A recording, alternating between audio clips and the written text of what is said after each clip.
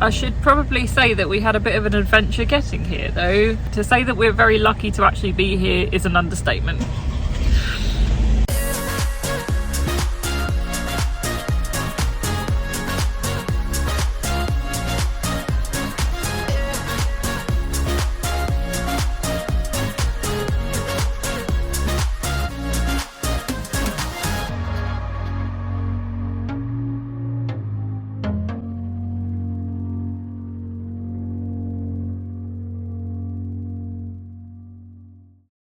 It doesn't even make sense why I think about you.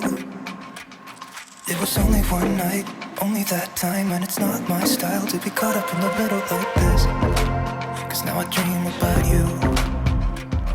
I was probably too drunk, it's blurry, but I've got the image of you running circles in my mind right now.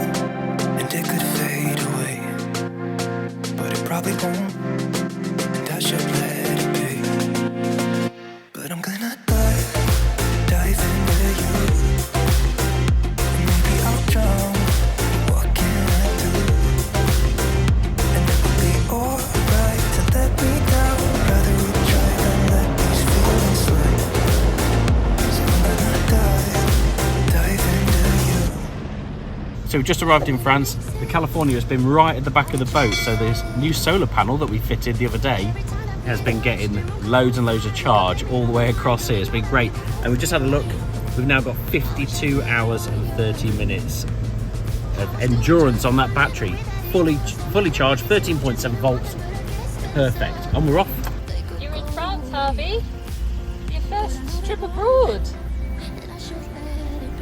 You did look a bit excited about it.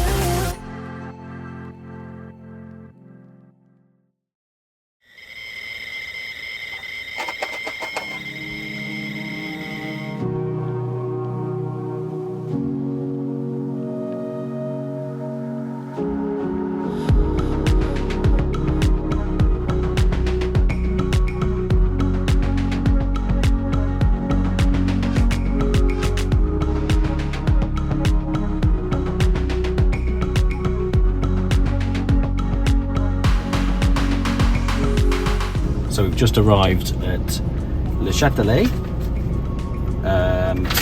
Northern Brittany, and they've given us a voucher for a free welcome cocktail. I'll be having both of them, thank you. Let's go find our pitch. Yeah.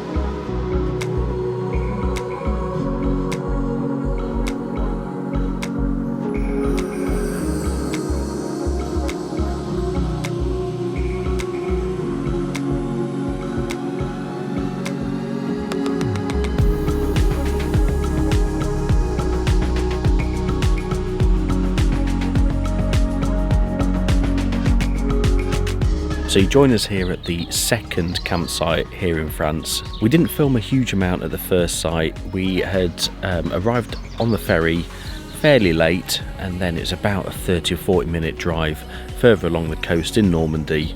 We got the ferry into Caen, so yeah, about 40 minutes along the coast of Normandy, and it's a lovely site. We didn't stay there for very long because we wanted to venture further west. We wanted to head more into Brittany area, which is where we are now. So we didn't stay for one night at that first campsite, but like I say, it's a lovely campsite. It's well worth visiting. Harvey had great fun at the campsite playground, and there's a fantastic swimming pool as well with some huge slides. But we managed to get about 15 minutes in the pool, and we even tried to get a late checkout because we were really enjoying it so much, but unfortunately we couldn't get a late checkout. Someone was due to be on our pitch straight after us, so yeah, we had a quick 15 minutes in the pool, then quickly packed up and then headed on to Brittany, where we are now. So it's about a 2.5 hour journey today, but yeah, we made it to Brittany, and when we arrived it was 36 degrees C here. It was absolutely roasting, so setting up the awning was, yeah, quite a chore. You know, it was really hot, got quite a sweat on, but then we jumped in the pool here, and we're here for 4 nights, so you will get to see plenty of this campsite. I actually came here when I was probably, must have been about 10, something like that, 10 or 11, but I don't remember any of it, to be honest. It's probably changed a lot since then. That's going back at least 15 years or more. But we actually had quite a palaver before we boarded the ferry. It was very tight, we nearly missed it, but I'll let Lizzie explain that. So to explain, well, I kind of wanted to explain this because it makes, maybe I can make myself seem less like an idiot. But basically, check the COVID rules before you travel anywhere, because I clearly didn't. So Shauna told me, like, make sure you've got your COVID pass in the days running up to it. And I was like, yeah, it'll be fine, because the last time I'd done it, the app had worked fine and I'd got my domestic COVID certificate really easily.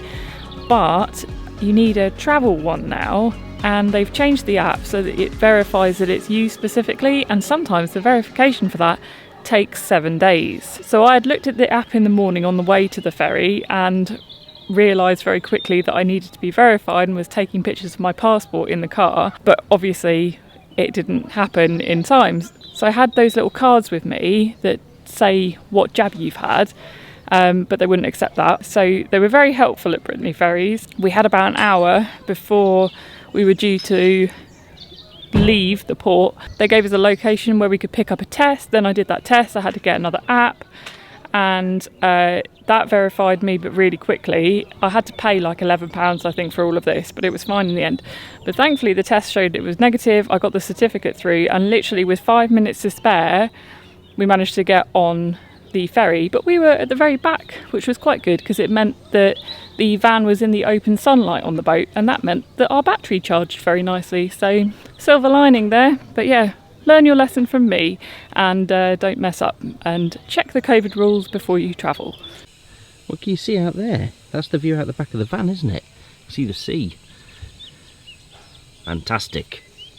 So it's another warm one today. Not quite as warm as yesterday, but we are all sun creamed up, and we're going to head down to the beach. There's a gate just at the back which allows us access through to get to the beach, so let's go and check it out.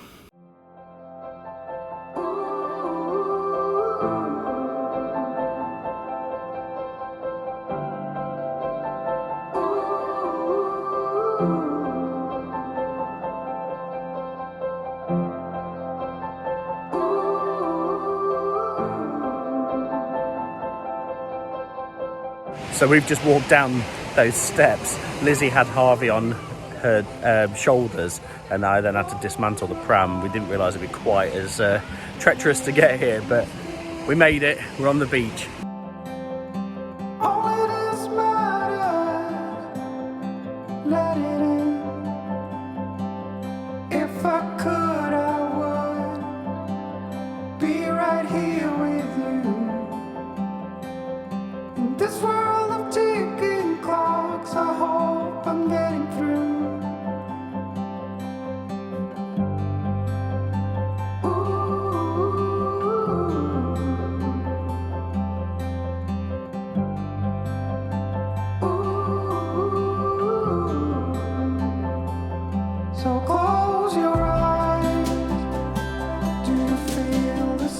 And you got the old faithful ridge monkey out there. Yeah, I don't know, it'd be better if it was on the hob in there on direct heat really, but I'd already got this out to do the pasta. I'm having stuffed pasta with sauce and some garlic bread. But we got this for our trip. Camping gas, I think it's called the Party Grill CV400. What I like about it, because getting the gas bottle in and out, if you want to cook outside, which is nice when it's nice weather, if you used a normal Kanak or something like that, you'd need to connect, you'd have to remove your gas bottle out, which is a real pain in the beach. It doesn't just come out easily, so you'd have to get the gas bottle out, then plumb it in, or carry a separate gas bottle, whereas this just takes these small ones, I can't remember the number on them, I think it's written right on the top somewhere. So I think it's like a CV470 or 407. But yeah, it just screws in the bottom and then it all packs away really small. You get, you can obviously cook directly on it, so just put a pan on top. You've got this grate as normal if you want to do sausages and things. That's great, that is. You also have a hot plate, so you can do it on that or on that side for burgers or eggs, bacon, all that kind of stuff. We had burgers on this last night, it was lovely. And the lid that all closes down and seals it all up also doubles up as a wok. And also when you're cooking, like we did the burgers and some chicken on there yesterday, you can close it up like a kettle barbecue. So it's really good. What was it, 80 quid I think on Amazon? Something like that.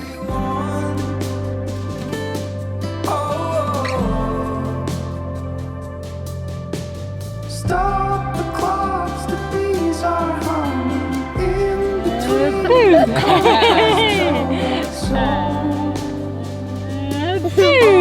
He's not there. Where is he? Where is he? Now I'm sure many of you are wondering where Bentley is. He's with Lizzie's mum. He's playing with Pilot, which is Bentley's mum, and Lily, which is his sister. Yeah, unfortunately, his passport lapsed during COVID because we weren't able to travel anywhere. We let it lapse and we haven't had time to get it renewed. But also, it's just way too hot for him here. He's going to be having far more fun back home. Yeah, playing in the paddling pool and things like that. So, yeah, he's not with us. That's where he is, unfortunately. But just recently, over the past hour or so, the wind has really picked up here. I think might be a bit of a storm coming, so we'll see what happens there. Well, we've decided to do a new feature on these van excursions. Sights on site. Woo!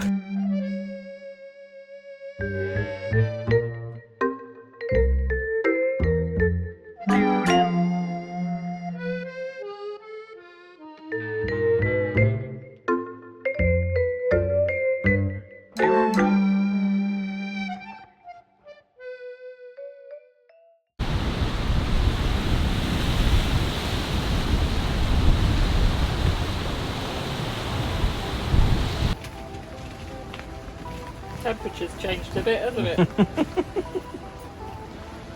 it? You warm enough? I am now. When you go from 36 degrees yesterday to what, like -2 is today? It's about 22 still. It feels like -2 when you've gone from 36. It's actually raining, look. You see the droplets on the awning window. But I've put the fairy lights up though. Oh good. That's the main thing. Looks like something from Stranger Things. It's a bit of a creepy rumble of thunder there. It wasn't me. The lights are moving lots. We were on the beach a few hours ago. So out the back of the van, obviously you can see the sea, and when the tide goes out, there's thousands of little sticks sticking up in this bay. Can anyone tell us what it is they're farming? I'm guessing it's like mussels, maybe oysters, something like that. But let us know in the comments below if you know what it is.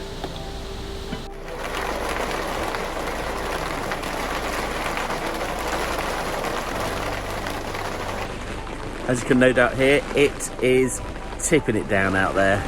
We survived the night just about, but I was sleeping up the top, and by 6 AM I had had enough and I came down and joined them in bed. But surprisingly, there is enough space actually for Lizzie, me and Harvey down there.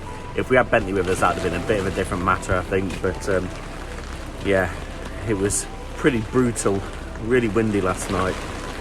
But the awning has survived. It has just about survived. There's been a little bit of water getting in the corners. It's not got a sewn-in ground sheet, this one. I had to dodge the fairy lights all over the place. But yeah, it's not got a sewn-in ground sheet, this one, so you do get a little bit of water coming in past, but it has been torrential rain, so. But you can see, chucking it down.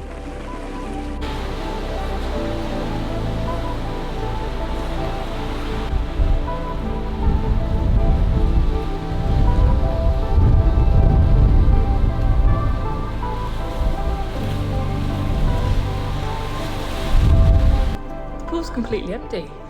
It's because the weather's rubbish. But they've covered it up. And it's really... Ooh! It's really warm in here as well, so this is the place to be when it's freezing outside. But let's get in the water. Let's go.